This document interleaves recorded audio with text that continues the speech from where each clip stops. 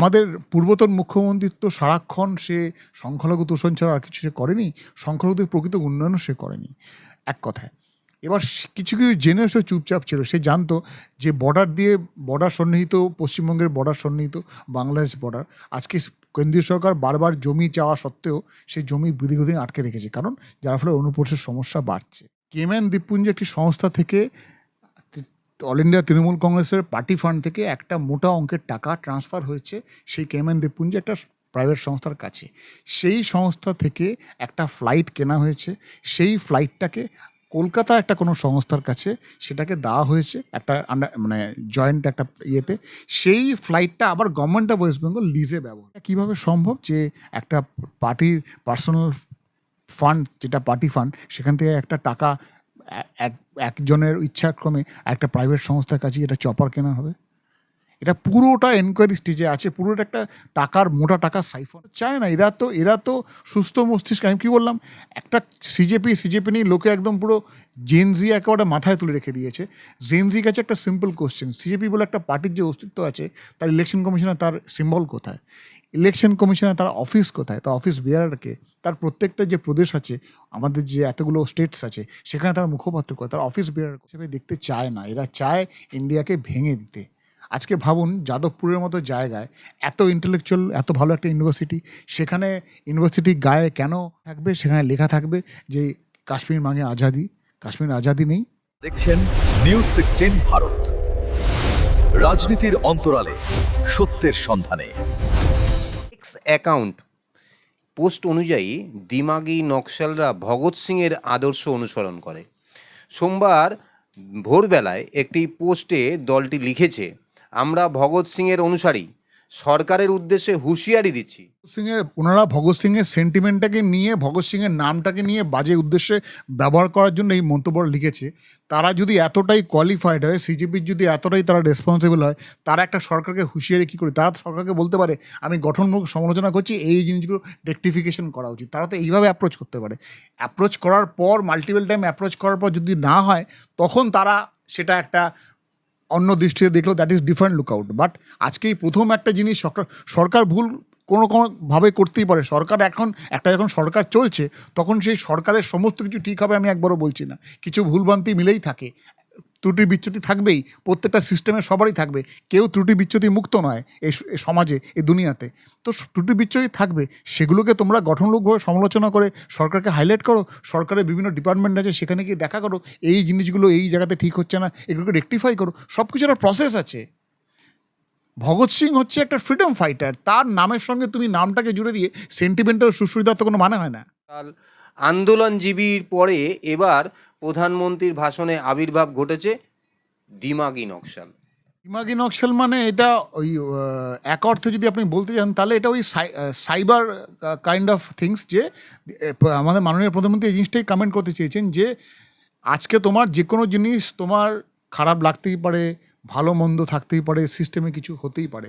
তুমি তার জন্য একটা জেনজি পুরো সমাজটাকে তুমি এমন কিছু মন্তব্য দিয়ে, এমন কিছু ভাবে তুমি তাকে প্রভাবিত করতে পারো না যে জিনিসটা পুরো সিস্টেমের এগেনস্টে চলে যাচ্ছে, এবং তুমি সেটাকে নিয়ে ফায়দা তুলছো, গভর্নমেন্টের সঙ্গে একটা পরিস্থিতি তৈরি করছো যাতে একটা অসহিষ্ণুতার মধ্যে দেশে বাতাবরণ তৈরি হয়। সেই জিনিসটাই কাম্য নয়। সেজন্যই মাননীয় প্রধানমন্ত্রী দিমাগি নকশাল কথা। এবারে আরেকটা জিনিস আমরা এখানে, এই যে দিমাগি নকশাল জনতা পার্টি, এরা কিন্তু যেমন কৌতুক অভিনেতা কুণাল কামরা, ইউটিউবার ধ্রুব রাঠি, অভিনেতা প্রকাশ রাজ, চলচ্চিত্র নির্মাতা অনুরাগ কাশ্যপ, অভিনেত্রী সোনাক্ষী সিনহা, কারণ আছে এদের হিউজ ফলোয়ার্স। আজকে যদি এরা এমন কিছু লিখলো যেটা দেশের অসহিষ্ণুতাকে প্রশ্রয় দেওয়া হচ্ছে, দেশের মধ্যে একটা বিচ্ছিন্নতাবাদী সংগঠনকে প্রশ্রয় দেওয়া হচ্ছে, এদেরকে ফলো করে এরা নিজের ফলোয়ার্সটাকে বাড়াতে চাইছে। সাদা বাংলা কথা, শুনতে খারাপ লাগুক। এদের হিউজ ফলোয়ার্স আছে। এরা প্রত্যেকেই ব্যক্তিগত ক্ষেত্রে, ক্ষেত্রে তারা প্রত্যেকেই এক একজন প্রতিযশার মানুষ।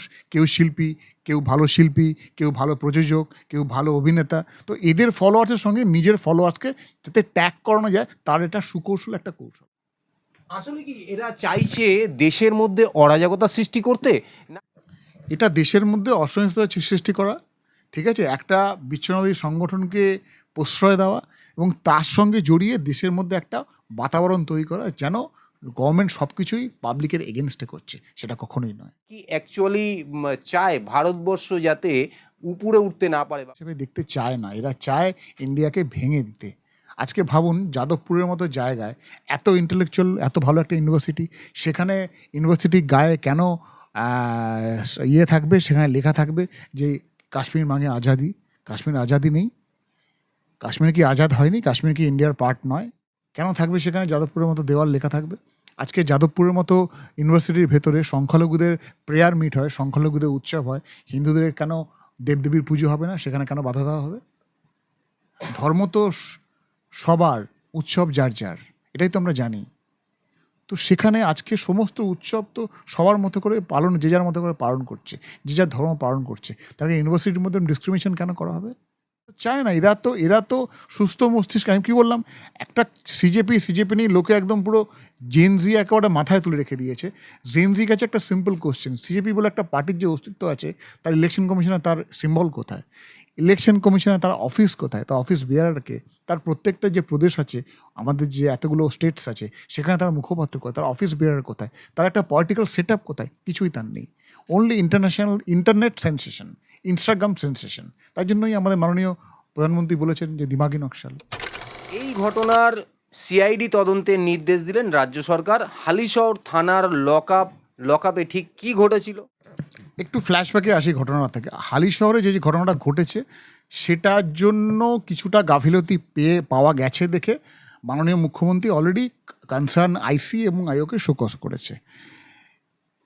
আপনারা এটাও দেখে থাকবেন, ওই হালিশহরের ঘটনার জন্য যখন পূর্বতন মুখ্যমন্ত্রী দেখা করতে গেছিল, তার সঙ্গে পরিবার দেখা করেনি।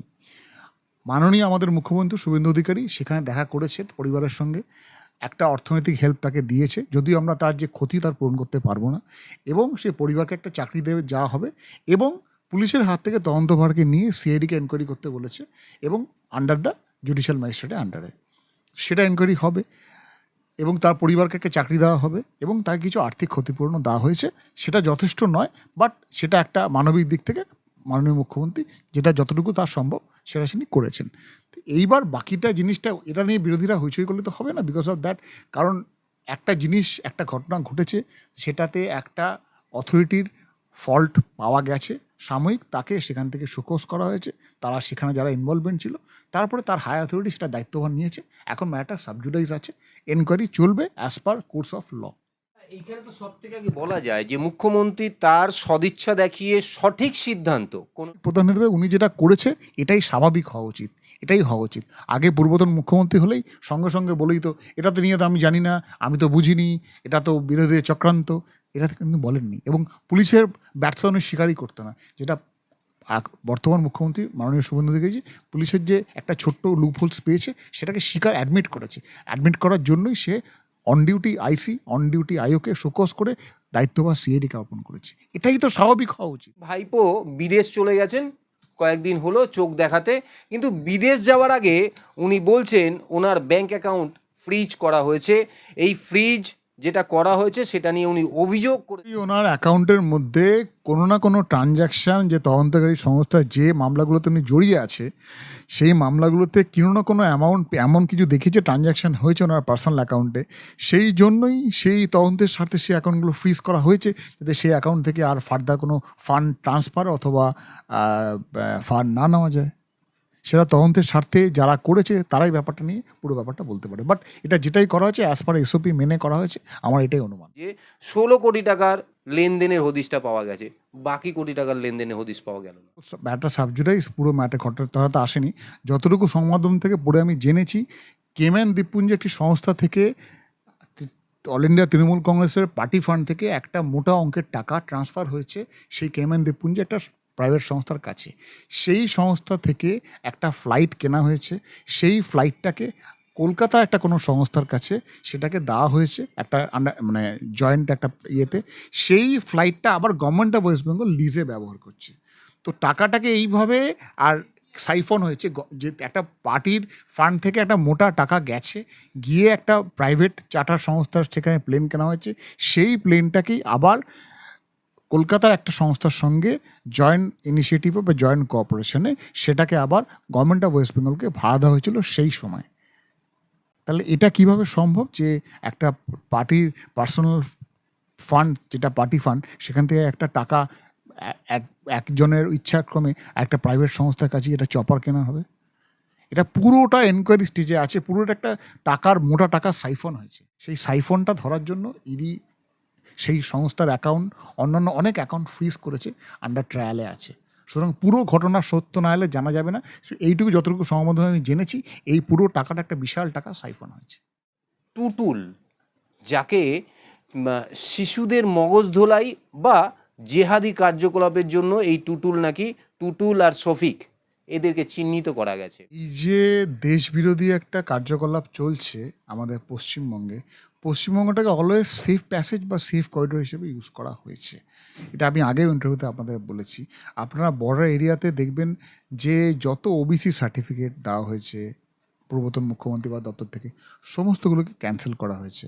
আজকে যত Aadhaar card, voter card border state থেকে ইস্যু হয়েছে, বহু বিস্তর অভিযোগ পাওয়া গেছে। আজকে আপনি দেখবেন যে যার কথা আপনি বললেন, তাকে প্রবাবলি ব্যাঙ্গালোর থেকে সে একটা কোম্পানিতে কাজ করতো, সে এইখানে যোগাযোগ রাখতো। সে জেরায় বলেছে, আমি পাকিস্তানে মিলিটারিদের অত্যাচারের জন্য আমি কাজ করতে এখানে ঢুকেছিলাম। সে একটা বাজে ঘটনা বলেছে, কিন্তু তার সঙ্গে যে যোগাযোগ ছিল, এই ফান্ডিংগুলো বিভিন্ন টাকা, শুধু টাকা আসতো, এই টাকাগুলো দিয়ে বিভিন্ন দেশের রাষ্ট্রীয় সন্ত্রাসে সাহায্য করা হতো। যার জন্যই, এবং এর সঙ্গে পার্টির কিছুটা চ্যানেল একটা না থাকলে তারা এই নেটওয়ার্কটা চালাতে পারবে না। যে প্রভাবশালী তত্ত্বটা, তারা এই প্রভাবশালী লোকগুলোকে ধরে ধরে এই জিনিসগুলোকে চালাত। লক্ষ্য ছিল টুটুল ও শফিকদের শিক্ষা প্রতিষ্ঠানের আড়ালে করতো মগজ ধোলাই। নিয়েছিল এই যে ভাড়া, আজকে একটা হঠাৎ করে লোক এসে একটা জায়গায় আমি ভাড়া নিয়ে নিলাম, কিছু তো রেফারেন্সে, কার রেফারেন্সে নেব? তো এই জন্য সরকার প্রত্যেকটা বলেছে, আপনারা কোথাও ভাড়া দেবেন, ভাড়াটের সম্বন্ধে সম্পূর্ণ তথ্য দিয়ে দেবেন, কে কীভাবে তাকে চেনে। তো আজকে আমি যে কোনো জায়গায় গিয়ে আমি যদি একটা নেটওয়ার্ক চালাই, তো সেখানকার কিছু না কিছু প্রভাবশালী লোকের তথ্য আমার দরকার, রেফারেন্স দরকার পড়বে, নাহলে আমি নেটওয়ার্ক চালাতে পারবো না। তো সেইটাই তারা করেছে, এবং তার জন্যই এটা ধরা পড়েছে যে এই জিনিসগুলো কীভাবে সে ভাড়া নিয়েছিল, সেখানে বসে সে বিভিন্ন জায়গার প্ল্যান, প্রোগ্রাম সমস্তগুলো শেয়ার করতো, ইন্টারন্যাশনাল কলস করতো, সেই ইন্টারন্যাশনাল কলগুলো ডাটায় ধরা পড়েছে।